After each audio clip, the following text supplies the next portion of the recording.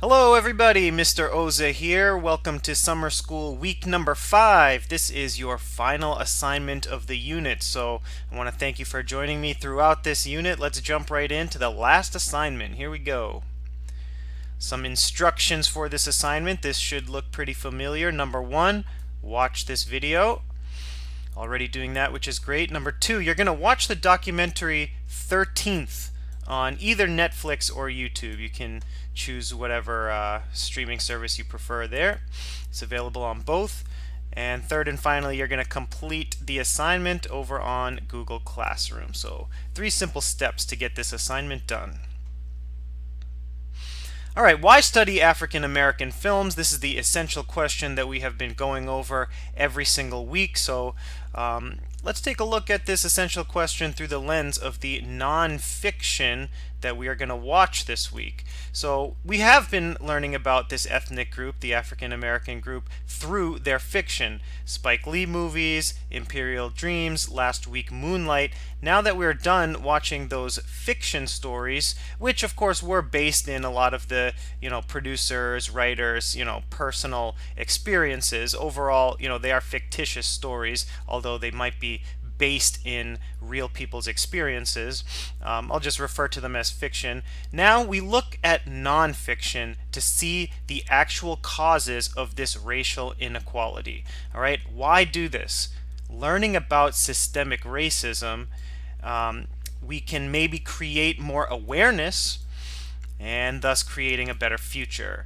All right, so for example, why is Bambi in prison? Why is Bambi's partner in prison? Why are all of these fictional characters that we are seeing, why are so many of them incarcerated? Why are they having such tough lives? Well, if we now look at the nonfiction, we can see what has caused these situations for these fictional characters and, of course, real people out in the real world. So if we learn about the systemic racism, how it has happened throughout history, what keeps it going, maybe that makes, your class of high school students a little bit more aware, and maybe that results in a better future.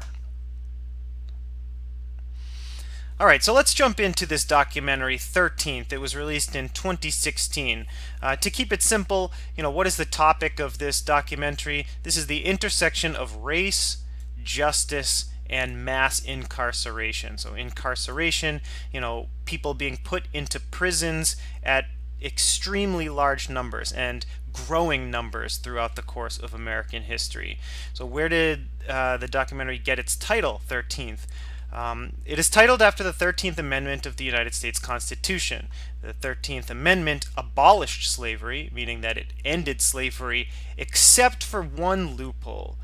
Right here it says, except as a punishment for conviction of a crime.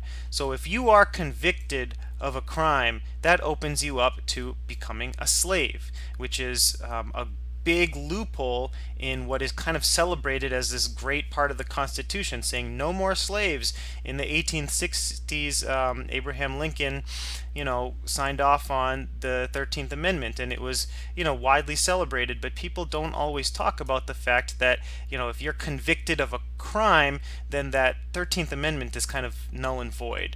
All right, so let's talk about that in detail for just one more minute. All right, so here is the exact quote from the 13th Amendment of the United States Constitution. Neither slavery nor involuntary servitude, except as a punishment for crime, whereof the party shall have been duly convicted, shall exist within the United States or any place subject to their jurisdiction. So, the part that people usually choose to focus on, is this part right here. Neither slavery nor involuntary servitude shall exist within the United States. All right, so that kind of greenish blue highlighter, that's what we kind of focus on, especially in, social studies class. When you're growing up, you learn that, in the 13th Amendment, no more slavery or involuntary servitude shall exist within the United States. But then look at this yellow part, except as a punishment for crime. whereof the party shall have been duly convicted. So if a person is convicted of a crime, that kind of cancels out this whole 13th Amendment.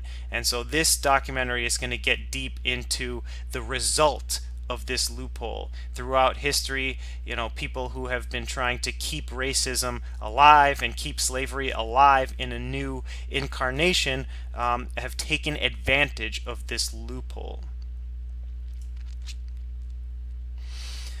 So let's take a look now at the context and the critical reception of the documentary 13th.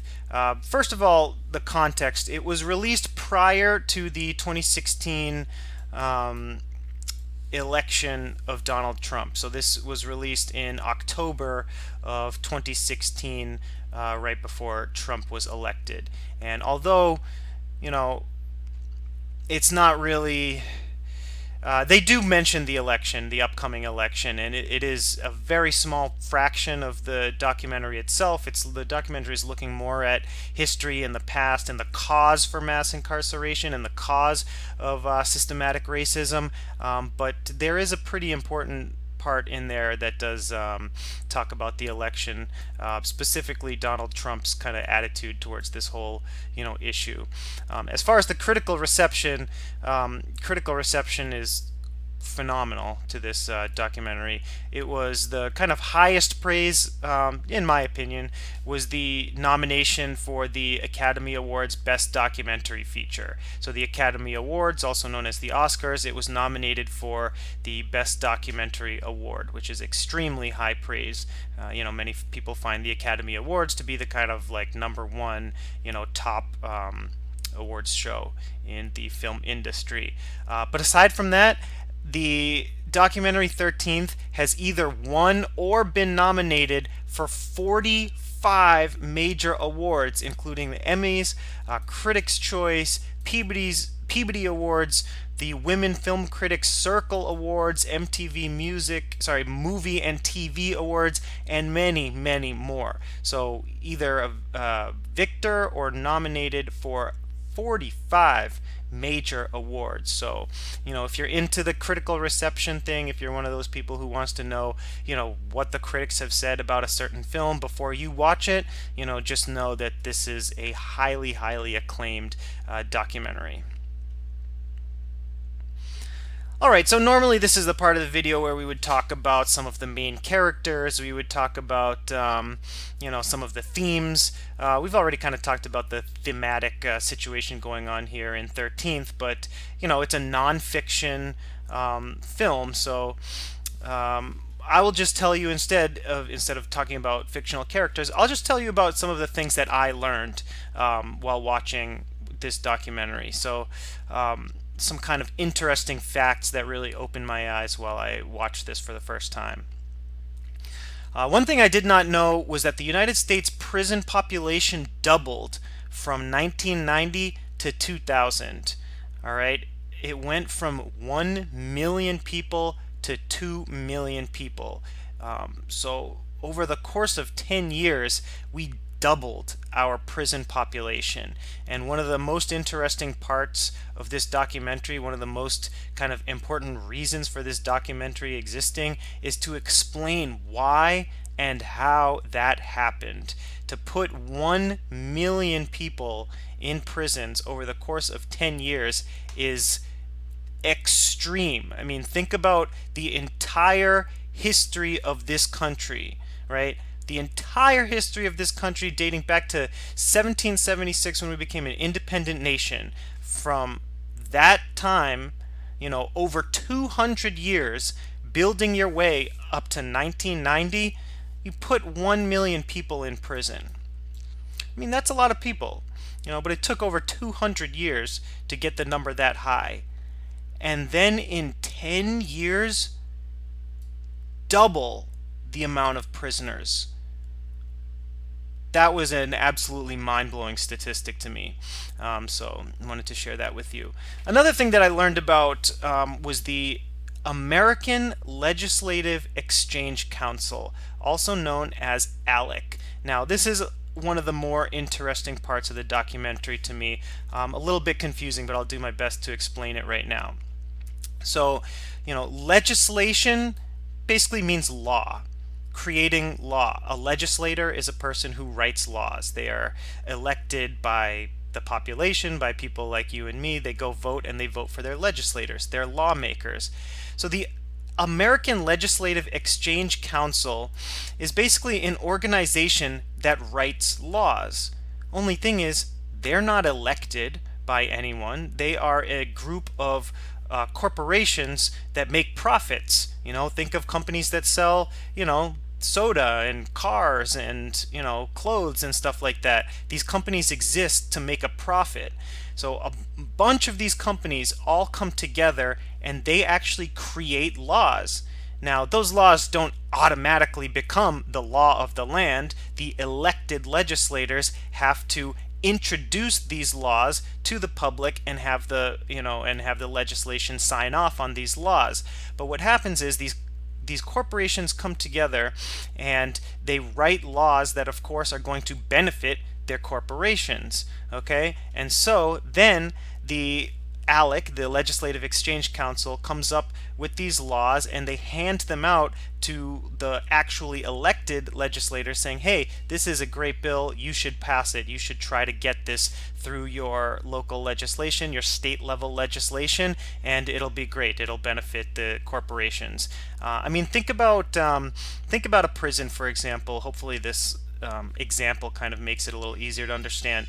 But think about the company that provides food for the prison, right? The prison cafeteria. The people who make that food, they want to make sure that their profits are intact. They want to make sure that people are in prisons so that they have business, so that they can continue to sell the food to the prison and provide that food service.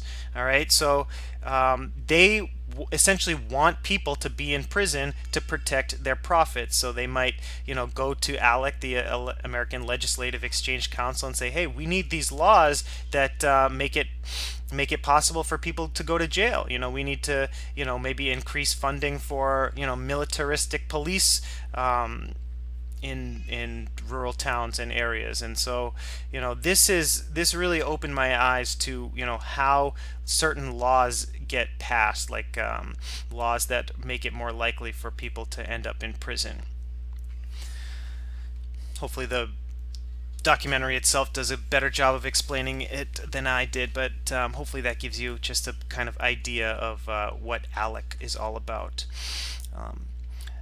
Finally, the third bullet point here, this is just a very interesting statistic that really opened my eyes. Currently, right now, as of this documentary being released, October 7th, 2016, right now there are more black prisoners than there were slaves in the 1850s. Just let that sink in. That was a pretty impactful to learn that. So these are just some of the things that I learned, and hopefully these kind of resonate with you when you watch the documentary itself. How are you going to watch the documentary itself? Well, you have two choices, whatever you prefer. The entire documentary in its entirety is available on YouTube. You can watch it there, or you can watch it through Netflix, whatever you choose. Once you're done watching the documentary, you're going to go into Google Classroom. You can use this code to join the class if you have not done so yet. And you're only going to be asked 3 questions on the assignment. So let's talk about those questions right now. All right, question number 1. As usual, while you watch the movie, I want you to write down 3 things. Like I always say, don't worry too much about taking notes during the film. I want you to, enjoy it and just kind of live in the moment and watch the movie. But 3 things is all I ask for. So anything that you thought was interesting, just like I provided you with those 3 things that I learned while watching. Any music that you liked. Now there was an original song, kind of a single, that was created along with this film. So this song, which you will hear in the documentary, was created specifically for this documentary, and that song actually won an award for best original track, to be released on a film soundtrack, which is very unique for a documentary. So I think you'll know what I'm talking about when you watch the documentary. That song that you'll hear kind of in the transitions. It's a good song. Just one recommendation: I like to watch movies and documentaries too, but I like to watch things with subtitles on, English subtitles for me. I kind of recommend that you also watch with subtitles, especially for a documentary where the kind of the statistics and the information like kind of really sticks in your brain more when you're not just listening to it but you're also reading it. I think it's especially useful for nonfiction. I mean, I like watching with subtitles for anything. You can really appreciate the dialogue. You can appreciate the content of the writing more so. Just a suggestion. So any interviewees that you liked, you're going to meet some interesting personalities. Some very interesting people are interviewed throughout the course of the film. Anything that you didn't like about the documentary stylistically? Was there anything that you weren't down with? Were there any questions that you had, questions that came up while you were watching? Are there any things that you may have already known? I'm sure that there are things that come up that you have already learned somewhere along the way, and like I provided on an earlier slide, is there anything new that you learned? So, just 3 things to write down. Question number 2, you're going to see some context-based questions similar to the other assignments that you've done. I have a long list of questions to choose from, basically your reactions to certain aspects of the film itself, certain new pieces of information that you might have learned, interesting statistics, certain interviewees who are making interesting points. You're going to just choose 2 of those questions to answer. As many as you want, go for it. Whatever you think is interesting, answer as many as you want, but please choose at least 2 of those content-based questions. Question number 3. The whole unit, the whole course, this whole summer school class has been kind of leading towards this moment right here. And these are some big time questions that I'm going to ask you to answer. So do your best. I am asking you to solve some pretty serious problems, but I do think that you now have the tools to answer these questions because of watching the 4 fictional films that we have watched together and now this nonfiction film. So first one is, what does society need to do to end systematic racism? Based on what you have seen and now learning some history behind it in this documentary, what does society need to do? And just to kind of help you out a little bit, society can mean, parents, people who are just within your family. It could mean the government. It could mean elected officials. It could mean school systems. It could mean regular people like you and me. It could mean corporations, small businesses, big businesses, anyone. So out of all of those groups, what do these people need to do to end systematic racism? And finally, what does society need to do to stop mass incarceration with over 2 million prisoners and that number slowly growing, quickly growing throughout many periods of American history? What does society need to do to stop this mass incarceration? Again, is it government? Is it schools? Is it parents? Is it businesses? What can we all do collectively to stop mass incarceration? All right, if you need any help with this assignment, please get in touch with me. My contact information is all right here. Don't hesitate. I'm here to help you, whether it's calling, texting, FaceTime, Zoom, what have you. I really hope that you enjoyed this unit. I hope you enjoyed watching some excellent films. I hope you learned a little bit about systematic racism and mass incarceration. And you know what? I hope that you take this information that you've learned, and I hope it lasts you a lifetime. I hope it gives you some good perspective that you can kind of lean on for the rest of your life. And finally, I hope that you share it with others. You have the benefit of an education, and not everyone is so lucky. And so I really hope that you are able to, not just digest the information that you have learned in this course, but eventually share it with others. So again, thank you for participating. in this class. My name is Mr. Oza, and contact me if you need anything.